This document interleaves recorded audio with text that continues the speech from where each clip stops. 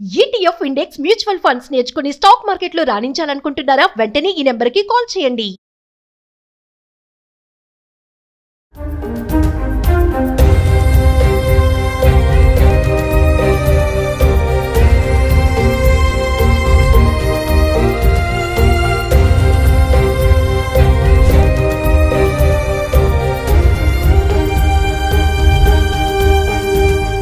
నమస్తే, welcome back to Suman TV. ప్రస్తుతం మనతో పాటు ఉన్నారు పబ్లిక్ స్పీకర్ రజనీరామ గారు. నమస్తే మ్యామ్. నమస్తే మేడం, మనం మొన్న ఒక వీడియో చేసాం. ఈ ప్లేన్ క్రాష్ లో కొన్ని ఫ్యామిలీస్ చనిపోయారు, ఒక్కొక్కరిది ఒక్కొక్క రీజన్ అనుకున్నాం కదా. సో కొంతమంది గురించి మాట్లాడుకుంటే ఇటువంటి సంబంధం లేని వాళ్ళు కూడా ఇందులో చనిపోవడం జరిగింది. చాలా దురదృష్టకరం అనమాట. నేను ముగ్గురిని తీసుకుని వచ్చాను. ఇందులో ఒకటేంటి, భార్య భర్తకి కాల్ చేసి చెప్పడము ఏదో అయిపోతుంది అనేసి. ఇంకొకటి ఏంటంటే, ఆటో డ్రైవర్ కూతురు అబ్రాడ్ ఎడ్యుకేషన్ కోసం కూతురుని పంపించాడు. అదే ఫస్ట్ ఫ్లైట్, అదే లాస్ట్ ఫ్లైట్ అయిపోయింది. ఇంకోటి వచ్చేసి, పక్కన బీజే మెడికల్ కాలేజ్ పక్కన ఒక టీ స్టాల్ పెట్టుకున్న మహిళ కొడుకు బాక్స్ ఇవ్వడం కోసం వచ్చాడు. ఆ అబ్బాయి కూడా దహనం అవ్వడం జరిగింది. ఒక్కసారి వాళ్ళ ముగ్గురిని గుర్తు చేసుకుందాం మేము. ఒక్కొక్కటి వింటుంటే అసలు హృదయ విదారకంగా ఉంది. అసలు మనసు స్పర్శని కోల్పోయింది అనమాట. స్పందనలు కూడా రావట్లేదు, అంత బాధ కలుగుతుంది. నిజంగా చెప్పుకోవడానికి ఈజీగా మనం చెప్తున్నాం, కానీ రియల్గా వాళ్ళు అనుభవిస్తున్న వాళ్ళ జీవితంలో కోలుకోలేని సంఘటనలు ఇవన్నీ కూడా. ఆ బాధని ఎవ్వరూ తీర్చలేరు. ఆ భగవంతుడు మరి ఎలా వాళ్ళని ఓదారుస్తాడు అనేది చూడాలి. అయితే ఆ అమ్మాయి చదువు హైయర్ స్టడీస్ కోసం, ఆటో డ్రైవర్ కూతురు, ఆటో డ్రైవర్ పాపం అందరికీ కూడా ఎదగాలని ఉంటుంది కదా. మన ఈ స్థాయిలో ఉంటే మన పిల్లల్ని ఇంకొంచెం పై స్థాయిలో ఉంచాలనేది కరెక్టే. అది మన స్థాయి కంటే ఒక మెట్టు పైన మన పిల్లల్ని ఉంచాలని అని ప్రతి తల్లిదండ్రులు అనుకుంటారు. ఇప్పుడు అందరూ బాగా చదువుకున్న వాళ్ళు, ఉద్యోగం చేసేవాళ్ళే పిల్లల్ని పంపాలా, మేము పంపిస్తాము అన్న ఆశలతోటి వాళ్ళు ఉండి పాపం పిల్లలని ముందుకు తీసుకెళ్తున్నారు. ఆ అమ్మాయి కూడా అసలు బాగా చదువుకునే అమ్మాయి, మంచి ర్యాంక్స్ వస్తాయంట. ముగ్గురు ఆడపిల్లలు అనుకుంటా వాళ్ళు. ఈ అమ్మాయి ఒక అమ్మాయి మరి బాగా చదువుతుంది కదా, చదివిద్దామని చెప్పి లోన్ కూడా తీసుకుని అన్ని ఏర్పాట్లు చేసి ఫ్లైట్ ఎక్కిస్తే ఇలా జరిగింది. ఇంజనీరింగ్ టెక్నాలజీలో మాస్టర్స్ చేయడానికి బ్రిటన్ యూనివర్సిటీలో సీట్ వచ్చింది. అమరాజ్ ఎంత గ్రేట్ కదా అది. ఇక్కడ ఒక ఆడపిల్ల, ఇక్కడ ఒక నార్మల్ లైఫ్, వాళ్ళకి ఇలాంటివి ఎప్పుడు కూడా చూసి ఉండరు. ఎలా ఉంటుందని ఊహకు కూడా అందని విషయాల్లోకి తను వెళ్తున్నాను అని అంటే ఎంత ఎగ్జైటింగ్గా, ఎంత నర్వస్గా, ఎంత హ్యాపీగా, అన్ని రకరకాల భావాలతో ఉంటుంది ఆ సిచ్యువేషన్లో ఆ అమ్మాయి మనసు. పాపం ఎంతో ఒక పక్కన వెళ్తున్నామని ఆనందము. మరి నిజంగా మీరు అన్నట్టు అదే ఫస్ట్ లాస్ట్ అయింది. ఇంకా ఫ్లైట్ బయలుదేరింది అంతే. అంటే బహుశా నేను ఎగిరాను అన్న ఫీలింగ్లోనే ఆ అమ్మాయి ఆత్మ ఉంటుంది ఇప్పటికి కూడా. నేను బ్రిటన్ వెళ్ళాను, నేను చదువుకుంటున్నాను, అమ్మా నాన్నకి డబ్బు పంపిస్తున్నాను, వాళ్ళ కష్టాలు తీరుస్తున్నాను అన్న భ్రమలోనే ఆత్మ ఉండొచ్చు. కోరికలు తీరకుండానే ఏదైతే అంటారు కదా. పాపం ఈ అమ్మాయి నిజంగా చాలా బాధాకరమైన విషయం. ఇప్పుడు తండ్రికి ఏమో అప్పులయ్యాయి, తర్వాత ఒక పిల్లని కోల్పోయామే అని ఎంత బాధ ఉంటుంది కదా వాళ్ళకి. ఎంతో ఈ అమ్మాయి బాగా చదువుకునే అమ్మాయి అయినప్పుడు ఇంకా బాగా చదువుకుని ఇంకా మంచి ప్లేస్కి వెళ్ళాలని ఎన్నో కలలుగా అంటారు. నిజంగా ఆ ఊపుతో వెళ్ళిన వాళ్ళు తక్కువ మంది ఉంటారు. చదువు కోసమే, బాగా చదవాలి, ఇంకా ఒక ప్లేస్లో మనం ఉండాలి అనుకునే వాళ్ళు చాలా తక్కువ. వెళ్దాం, చదువుదాం, మంచిగా సంపాదించుకుందాం, మంచిగా సెటిల్ అవుదాం, అంతవరకే ఉంటుంది. కానీ చదువు పరంగా ఇంకా బాగా చదవాలి అనుకునే వాళ్ళు తక్కువ ఉంటారు, చదువు మీదే ధ్యాస పెట్టి. మరి ఈ అమ్మాయి కళలు ఇలా కోల్పోయాయి. భగవంతుడు మరి ఎందుకు ఇలా చేశాడు అనే సమాధానం దొరకట్లేదు. చాలా ఇప్పుడు ఆ తల్లిదండ్రులు ఎంత ఏడుస్తారు కదా. పోనీ వెళితే బ్రిటన్ వెళ్ళిపోయి చదువుకుంటుంటే అక్కడ ఏమన్నా అవుతుంటే అది వేరే విషయం.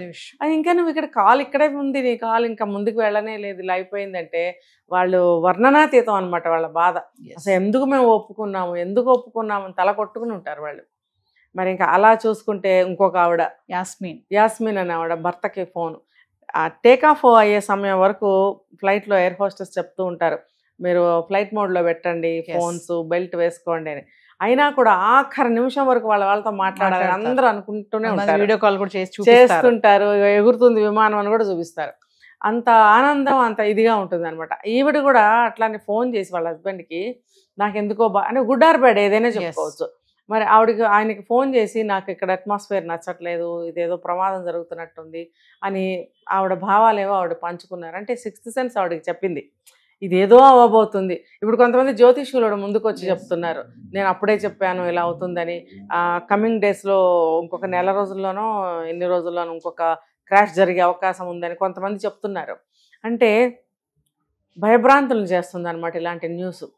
అంటే ఆయన డ్రాప్ చేసి ఆవిడని రిటర్న్ లో వెళ్తుంటేనే కాల్ వచ్చిందంట మేడం. ఆయన చెప్తున్నాడు, ఒక ఛానల్లో షేర్ చేసుకున్నాడు ఆర్టికల్లో, నేను రిటర్న్ వెళ్తున్నా నాకు కాల్ వచ్చింది, ఫ్లైట్ క్రాష్ అయిపోయింది. నిన్న కూడా మనం ఒక వీడియోలో చెప్పుకున్నాం, ఇలా ఏదైనా మనసు చెప్పినప్పుడు దాన్ని డ్రాప్ అవ్వండి, చాలా మంచిది. ఎందుకంటే నిజంగా అది వెంటనే కాకపోయినా ఒక రోజో 2 రోజులో 3 రోజుల తర్వాత అయినా సరే ఏదో ఒకటి నెగటివ్ జరిగిందని మనకి రానే వస్తుంది న్యూస్. సో మనం అది మానుకోవడం అనేది మంచిది. పాపం ఆవిడకి అలా అనిపించినప్పుడు దిగొచ్చేసినా బాగుండేది.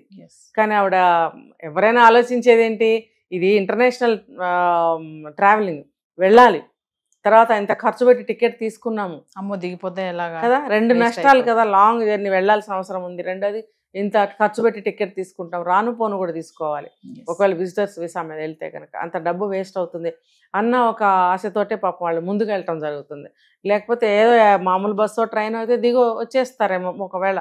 ఇది కాబట్టి చాలా మందికి అనిపించిందని చెప్తున్నారు, మాకు ఈ ప్రయాణం అంత శుభసూచకంగా లేదని చాలా మంది చెప్పారు మనకి. చెప్పినప్పుడు ఎవరో ఏం చేయలేని పరిస్థితి, ముందుకే వెళ్ళాలని అనుకుంటారు అందరు. కాబట్టి అందరూ కూడా పాపం బలైపోయారు. అనవసరంగా టీ షాప్ అమ్మాయి ప్యాసింజర్స్ అంతా అయితే చెయ్యని నేరానికి ఎంతమంది బలయ్యారు ఆ మెడి కోసం తీసుకుంటే కూడా. ఇప్పుడు ఈ అమ్మాయి టీ అమ్ముకునే అమ్మాయి కాలేజ్ బయటే టీ స్టాల్ అంటే ఆవిడన్నా పోయిందంటే కాదు, ఆవిడ బాక్స్ ఇవ్వడానికి వచ్చిన కొడుకు పోయాడు. అంటే ఆ శకలాలు విసిరివేయబడటం వల్ల తగలడము, ఆ మంటలకి ఏదో సంథింగ్ జరుగుతుంది, వచ్చి పడిందంట మేడం. అది చాలా ఫోర్స్ గా వచ్చి పడతాయి కదా, అంత ఫోర్స్ గా వచ్చి పడినప్పుడు గుచ్చుకుపోతాయమ్మా.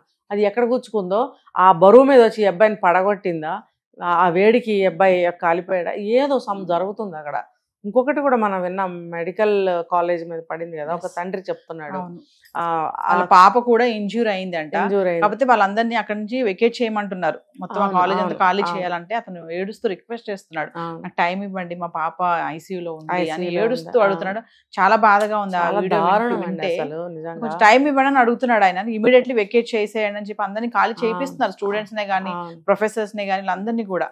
అంటే మేడం ఈ ఇన్సిడెంట్ ఓవరాల్ గా చూసుకుంటే సంబంధం ఉన్న వాళ్ళు, సంబంధం లేని వాళ్ళు, ఫ్లైట్ లో జర్నీ చేసే వాళ్ళు, అసలు మెడికోస్ అయితే ఇంక చెప్పాల్సిన అవసరం లేదు. సంబంధం లేని వాళ్ళు చనిపోవడం అనేది అతి దారుణం. ఇందులో శాపగ్రస్తులు అనమాట. అది అంటాం కదా, ఏనాడు చేసుకున్న పాపమో కర్మో అంటారు, ఇప్పుడు అనుకోవాల్సి వస్తుంది.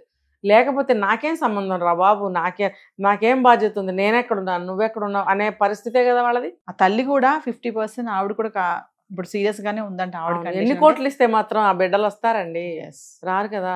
ఇప్పుడు 1 కోటి రూపాయలు ఇచ్చినా 10 కోట్లు ఇచ్చినా ఓకే, మాకు అది ఆదుకుంటుంది, లైఫ్ బాగానే ఉంది, మా బిడ్డ రాదు కదా.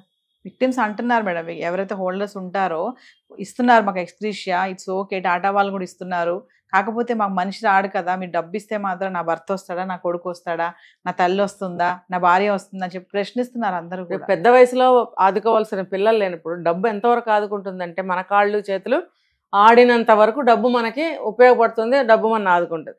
కాలు చేయి ఆడని పరిస్థితుల్లో ఎంత డబ్బు ఇచ్చినా కూడా ఒక మనిషి కావాలండి, ఒక మనిషి కంపల్సరీగా కావాలి. వాళ్ళని వాళ్ళు కోల్పోయినప్పుడు వాళ్ళకి ఎంత వెల్తీ, ఎంత బాధ. గవర్నమెంట్ ఏం సమాధానం చెప్తుంది? ఇలాంటి ఫ్లైట్స్ని అసలు నడపకూడదండి. ఎయిర్ ఇండియా అసలు చాలా కాలం నుంచి ఇదే పరిస్థితిగా ఉంది. అవి రిపేర్ చేయించినా కూడా ఓల్డ్ ఈజ్ ఓల్డ్ అండి. Thank you.